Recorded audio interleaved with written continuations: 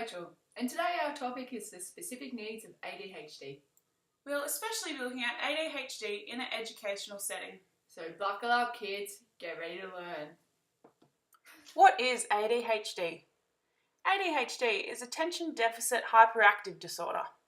According to Hallen, Kaufman and Pullen, it is diagnosed when an individual has chronic and serious inattentiveness, hyperactivity, and/or impulsivity that are present in multiple settings and give rise to social difficulties. It is a pattern of inattention, and between 3 and 7% of school-age population has been diagnosed with ADHD, and it is identified more frequently in boys than girls.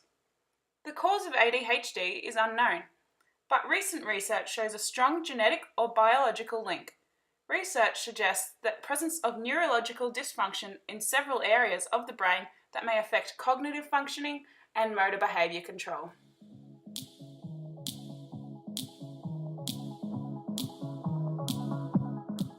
ADHD impacts a student's learning through inattention, impulsivity, and overactivity. In a classroom setting, a student may have difficulty concentrating, forgetting instructions, moving from one task to another without completion. They may be talking over the top of students, losing control of emotions easily, be accident prone, and act without thinking. They also may be constantly fidgeting and be restless in class. Side effects from medication can also affect a student and their learning. The most common signs are stomach aches, headaches and dizziness, difficulty falling asleep, and the child becoming irritable, withdrawn or highly emotional.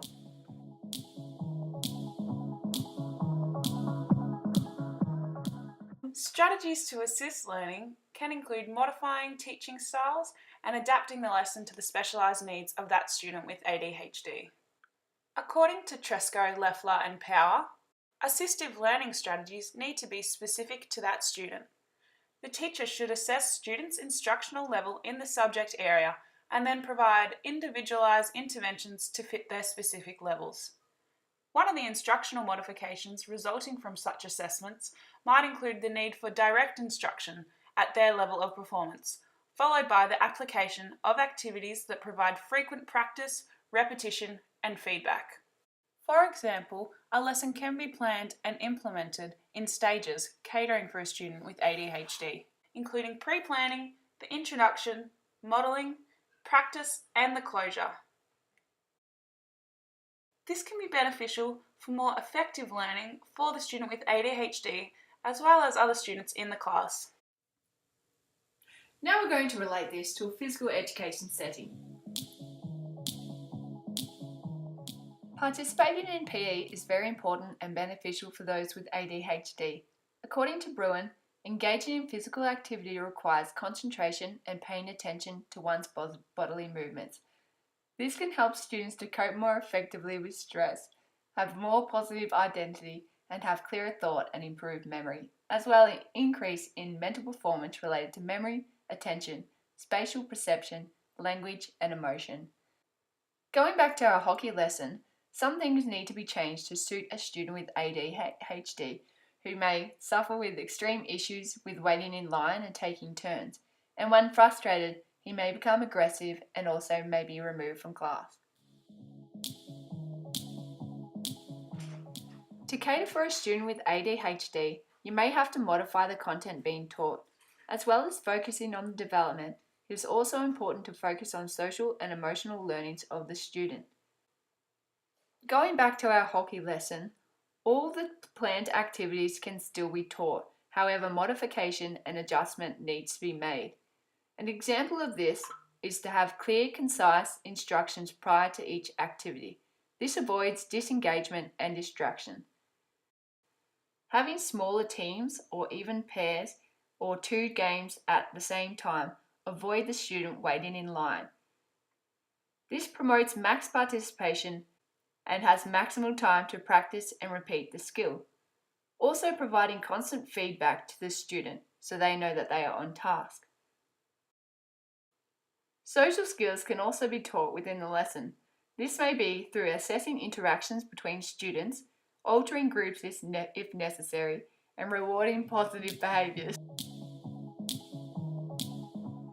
A number of modifications can be made to the process of teaching a physical education class to cater for inclusion of students with ADHD. This can relate to how you are educating the students and conveying the information. One significant factor to consider while implementing the lesson is the structure and maintaining this structure for students. In the hockey lesson given, it may be beneficial to give both a verbal and a visual overview of the lesson. Recapping on previously learnt skills and rules may be helpful. This can be done through visual demonstration and verbal instruction. This can help students to understand the task and also increase their feelings of competency. It also implements repetition and increases their chance of success throughout the lesson. The instructional process of this physical education lesson is also important. It's vital to keep instructions clear and concise. It can also be helpful to say the child's name or tap them on the shoulder when giving important information. You can also ask the child to repeat the instruction to make sure they understand. They may need prompting, monitoring, and encouragement to keep them focused on the class, and it may be helpful to provide one-on-one instruction as often as possible. It also may be beneficial to give the child a written checklist or instructions to keep them on task and provide a reminder. It is also helpful to keep choices to a minimum, however, allow them the opportunity to alter the activity to suit their needs. Another strategy to reduce overactivity and fatigue and to keep students with ADHD engaged is to build rest breaks into activities. You can prepare a number of low-pressure, fun activities for when the child needs to spend a few moments away from the task. As shown here in the hockey lesson, these strategies can be implemented. Similarly, you can modify these large groups and place students in smaller groups or pairs. This can reduce waiting time and distractions for that student. You can place students with a friend or positive role model and remind and reward of positive social behaviour.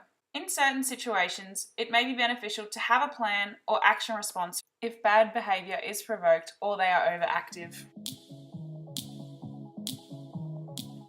You can also modify the product or the assessment part of the lesson to cater for ADHD. As planned, we had a peer assessment at the conclusion of the lesson. This form of assessment can still be used, but ensure to pair your ADHD student with another student who will provide positive feedback and keep the student on task. As well as peer feedback, students can also be assessed by their teacher to demonstrate their skills and what they have learnt.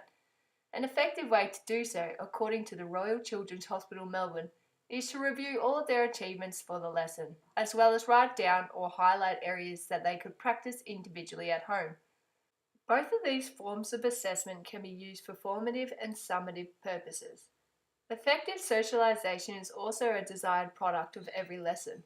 Students demonstrating that they are able to work well with classmates and participate in teamwork tasks. It is also important to consider modifying the environment to cater for the student with ADHD. This can include both the physical and emotional environment. Physically, it's very important to keep the students safe in a hazard-free environment. This involves a clear and uncluttered learning environment, as well as set rules and routines that are consistent throughout the lesson. Clear consequences and action plans should also be in place to create a safe and supportive environment for all students. The physical environment also can involve where the student is seated or performing the activity. This can relate to monitoring and assessing the student and their needs, and can also minimise distractions.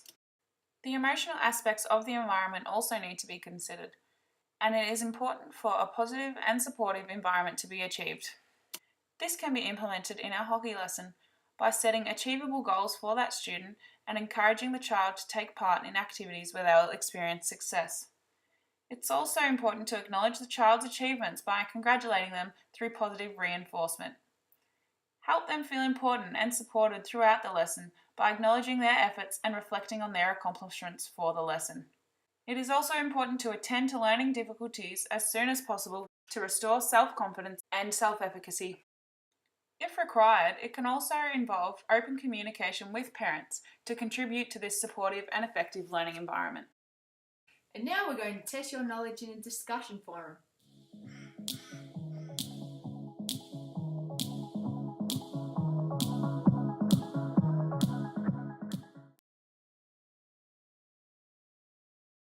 You are teaching a Year 7 PE class and you are finding there is one student who is frequently distracting the others and struggling to pay attention and stay on task. What do you do? Discuss with your colleagues. Possible answers are to revisit stages of planning, such as the pre-planning, introduction, and modelling stage. Keep instructions brief and clear. Ask the student to repeat the instruction to make sure they understand, or get the student to work with a buddy who they trust.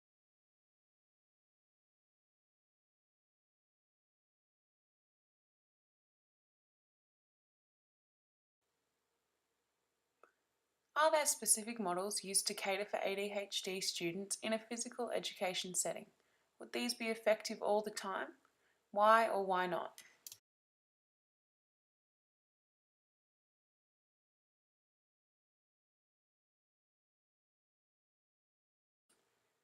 You may have found that there were various models, but they may not be effective for students all of the time due to unique and varied student needs. They may have to be developed and catered to each individual student with ADHD. And now we're going to test your knowledge with a quiz. Ooh, hope you've been paying attention.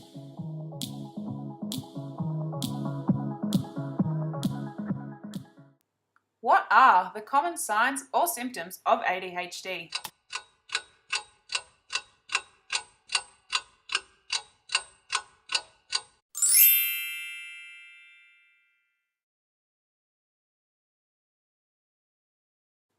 True or false? ADHD is more common among males than females.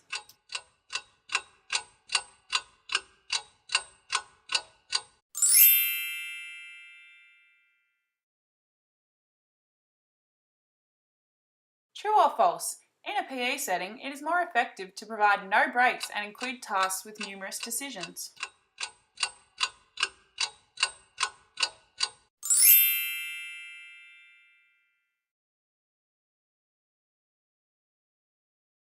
What is an example of effective verbal instruction that caters to a student with ADHD?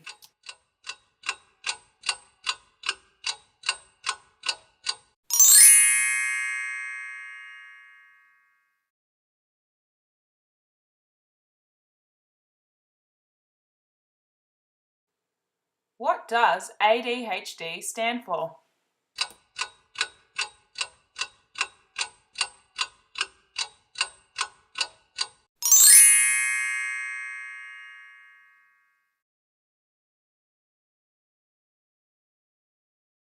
So thanks for watching. That concludes our news report for the day.